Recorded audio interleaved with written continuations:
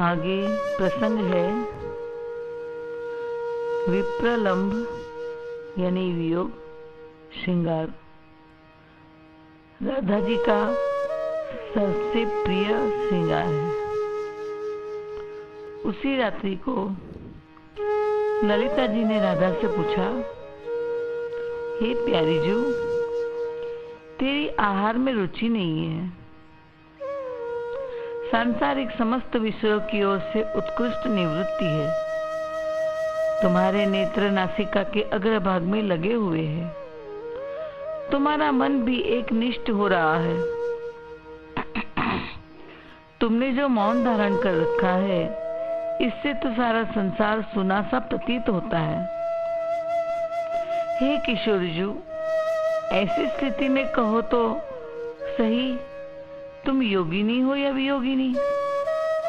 श्री राधा जी बोली, हे ललिते, संयोग और वियोग इन दोनों के विकल्प में तुम मुझसे यदि पूछो कि कौन श्रेष्ठ, तो मैं संयोग की अपेक्षा वियोग को ही श्रेष्ठ बतलाऊंगी, क्योंकि संयोग में प्राणनाथ एक ही दिखते हैं, परंतु वियोग में तो त्रिभुवन भी तन्मय प्रतीत होता है और संगम की उत्कंठा भी होती है। यही विरह श्रृंगार का चमत्कार है। जित देखे तित श्याममयी है, अलख ब्रह्म छवि श्याममयी है। श्याम कुंज वन यमुना श्यामा, श्याम गगन घन घटा छई है। जित देखे तित श्याममयी है, सब रंगन में श्याम भरा है। लोग कहत यह बात नहीं है, मैं बोरी की लोगन की श्याम पुतरिया बदल गई है। जित देखे तित श्याममयी है। चंद सार रवि सार श्याम है, मृगमर श्याम काम विजयी है। नीलकंठ को कंठ श्याम है, मनो श्यामता बेल बई है। जित देखे तित श्याममयी है। श्रुति को अक्षर श्याम देखियत, दीप शिखा पर श्याम तई है। नर देवन की कौन क्या है, अलख ब्रह्म छवि श्याममयी है। जित देखे तित श्याममयी है। राधा कहने लगी, सखी, विरह के बिना संयोग पुष्ट नहीं होता। विरह में अद्भुत चमत्कार है। अद्वैतवाद चरितार्थ होता है। श्री कृष्ण को श्री राधा के विरह में दिशा उपदिशा गली कुचों में श्री राधा ही प्रतीत होती थी। मन की विचित्र दशा हो जाती है। पति परदेश है तो मिलने की अत्यंत उत्कंठा होती है, परंतु पति सामने है तो हम काम में व्यस्त रहते हैं, भोग में मस्त रहते हैं। मिलन की या उनका मुख देखने की भी उत्कंठा नहीं होती, फुर्सत नहीं होती। प्रेम में ये दोष है। उत्कंठा में प्रियतम मिले, प्रियतम के मिलन में भी उत्कंठा बढ़ती रहे। ऐसा प्रेम दुनिया में नहीं है। जो श्री राधा को समझेंगे उसमें ये प्रेम चरितार्थ हो जाएगा। मिलन में वियोग प्रतीत। श्री राधा का प्रियतम श्याम की गोद में विराजमान स्थिर हो तो भी अचानक हाँ मोहन, हाँ प्राणनाथ, इस प्रकार विलाप करती हुई एवं कृष्ण जी के विरह अनुराग के मद से विवल मनोहर अंगों वाली कोई अनिर्वचनीय नित्य किशोरी निकुंज में सब गोपियों के ऊपर विराजमान है।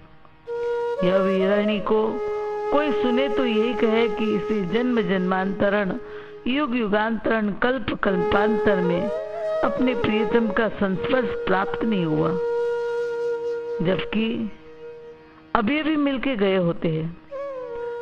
ऐसा क्या श्याम अनुराग के में लोकोत्तर चमत्कार है, मिलने पर भी नहीं मिली ऐसा अनुभव करती है।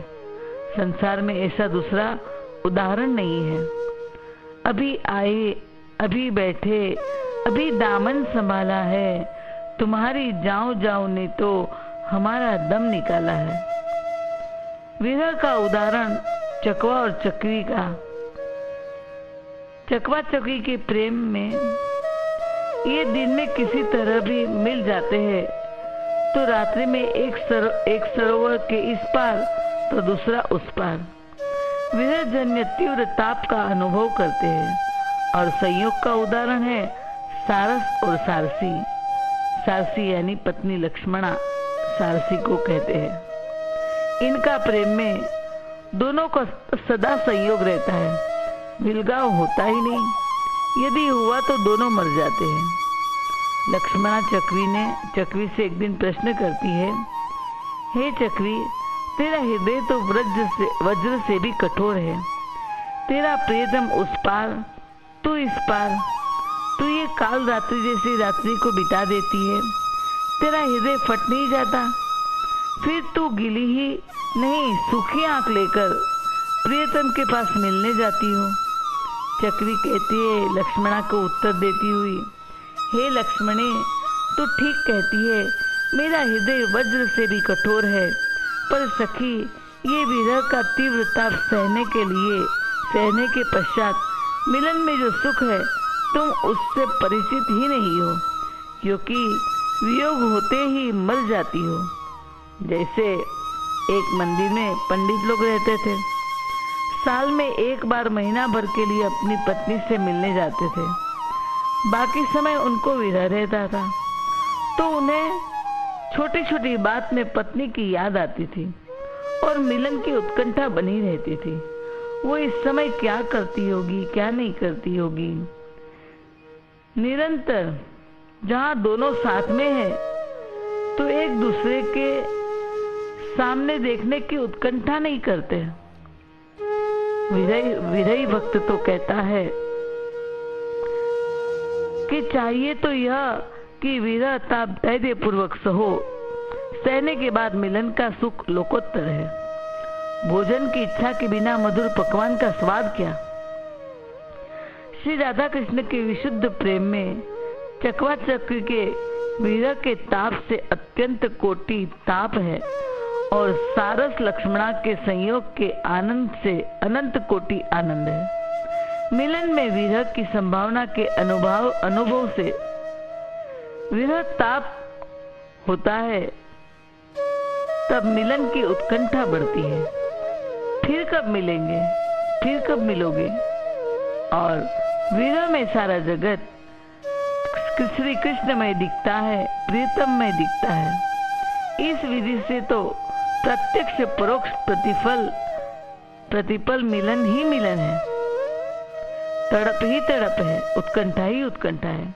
श्री कृष्ण ने एक बार ललिता से कहा, राधा तो पूर्वानुराग में ही गलित हो चुकी है और मेरे मिलन में लोकापवाद से डरती है, दलित होती है। इन्हें मैं कैसे सांत्वना दूं। मिलन में लज्जाशीलता के कारण आंख खोल के कृष्ण के सामने श्री राधे देख नहीं पाती और मिलन के समय लोक गुरु माँ पिता का भय रहता है। श्याम अभी चले जाएंगे। इस भावी विरह का भय से मिलन में जुदाई का अनुभव करा होता है। मिलन की तीव्र अत्यंत अतृप्त उत्कंठा बढ़ती है। विरह में मेरे मिलन की संभावना का प्रसंग एक बार कृष्ण विरह में श्री राधे रो रही थी। सखी ने कहा, कृष्ण को पत्र लिख दे, मैं दे आऊंगी। राधा पत्र लिखने बैठी, कलम हाथ में ली और विरह की इतनी तीव्रता हुई कि त्रिभुवन कृष्णमय हो गया, स्वयं ही कृष्ण बन गई और लिख दिया, प्यारी राधे। सखी कहती है, प्यारी ये क्या लिख रही हो? प्यारे लिखना चाहिए, तुमने तो प्यारी लिखा। श्री राधा कहती है, कृष्ण विरह में मैं ही कृष्ण बन गई, लाली मेरे लाल की जित देखो तित लाल, लाली देखने मैं गई, मैं भी हो गई लाल। विरह में मिलन, मिलन में विरह, मैं क्या करूं? कृष्ण कहते हैं, मैं राधा से मिलता हूं तो विरह में पड़ जाती है, नहीं मिलता तो विरह में मिलन अनुभव करती है। उसे कैसे सांत्वना दूं? मोक्ष चाहिए तो मोक्ष दो, मगर इन्हें कुछ नहीं चाहिए। कारण क्या? प्रेम देवता जिसे स्पर्श करता है वह कुछ और ही हो जाता है। श्री कृष्ण राधा के स्पर्श से ईश्वरत्व छोड़ अल्पज्ञ बने हैं। श्री राधा कृष्ण को स्पर्श से अल्पज्ञता छोड़ सर्वज्ञ बन जाती है। यहाँ राधा बनी है श्याम मोहन की जुदाई में, वहाँ राधा बने हैं श्याम राधा की जुदाई में। ये अटपटी बातें बनती हैं, इसीलिए श्री कृष्ण की ईश्वरता राधा को मनाने में भी काम नहीं आती। तब विशाखा ललिता कुछ आयोजन कर दोनों को मिला देती है। मेल कराना योग कहा जाता है। योग कैसे कराना ये जानने वाले को योगिंद्र कहते हैं। ललिता विशाखा योगिंद्र है। जब इन योगिंद्रों को भी रास्ता नहीं मिलता तब योगेश्वर कृष्ण ऐसी युक्ति चलाते हैं कि उनकी बात सखी योगिंद्रों को भी समझ में नहीं आती। इसीलिए कहा है, योगिंद्रो दुर्गम गति ही। श्री राधा जो श्रृंगार रस के मिलन विरह में विरह श्रृंगार को सदा बनाए रखती है, क्योंकि उसमें अविच्छिन्न अखंड प्रतिपल मिलन प्राप्त करती है। कृष्ण उन्हें मनाने दौड़ते रहते हैं। कृष्ण ने इसीलिए राधा को छोड़कर मथुरा जाने का निश्चय किया। भगवान से जो प्रेम करता है उसे विरह दुख ही मिलता है। मथुरा में कृष्ण विरही, व्रज में राधा गोपी व्रजवासी विरही है। जब विरह वेदना असह्य हो जाती है तब प्रीतम के लिए भी दूर रहना कठिन हो जाता है। प्रीतम भगवान को दौड़ के आना पड़ता है। तभी तो लोग कहते हैं, पता नहीं कैसे लग जाती है खबर, श्याम चले आते हैं प्रेमियों के घर। मीरा के घर आए, तुकाराम के वहां आए, चैतन्य को मिले तो कहते हैं कि इन आदि को शरीर सहित गले लगाकर अपने में मिलाया। द्रौपदी गजेंद्र के लिए भी दौड़ के आए हैं। चैतन्य महाप्रभु कहते हैं, युगायितम निमेषेण चक्षुषा पावृषायितम शयातीतम जगत सर्वम गोविंद विरहेण में। अर्थ है, गोविंद के विरह में एक निमेष भी युगों के समान लंबा हो रहा है। ये दोनों आंखें सावन की जलधारा के समान सर्वदा बरस रही है। जगत सारा मेरे लिए सुनासा हो रहा है। भक्त की तो चाह होती है, बना रहे हमेशा यह विरह दुख दीवाना। मैं जानता हूँ इसमें कितना मजा है। खुदा करे कि मजा इंतजार का ना मिटे कभी, मेरे सवाल का वह दे जवाब बरसों में। भक्त मिलन में इतना सुख नहीं मानता जितना विरह की आग में जलते रहने में सुख मानता है, क्योंकि त्रिभुवन में कृष्ण के सिवा फिर कोई नहीं दिखता। महाप्रभु वल्लभाचार्य कहते हैं, वह लंपट मुझ चरण दासी को प्रिय समझकर चाहे गले लगा ले, चाहे अपने पैरों तले रोंद दे और चाहे दर्शन न देकर विरह की आग में मेरे प्राण जलते रहे, परंतु मेरा प्राण प्रिय तो वही है। सूरदास कहते हैं, मेरे नैना विरह की बेल बई, मेरे नैना संचित नीर नैनन को सजनी, मूल गई पाताल विरह की बेल बई, मेरे नैना विरह की बेल बई, मेरे नैना। बिगसत लता सुभाए आपने, छाया सघन भई, अब कैसे निर्वारो सजनी, सब तन परस गई। मीरा कहती है, असुवन जल सींच सींच प्रेम बेली बोई, अब तो बेल फैल गई आनंद फल होई, मेरे तो गिरधर गोपाल दूसरो न कोई। विरह दुख का फल क्या, मीराजू ने आनंद फल बता ही दिया। वही फल श्री कृष्ण अक्रूर जी को मथुरा जाते समझाते हैं। ठाकुर जी कहते हैं, हे अक्रूर दुखी मत हो, मैंने ब्रजवासियों को विरह योग का दान दिया है। संयोग में जितना आनंद है इससे ज्यादा वियोग में है।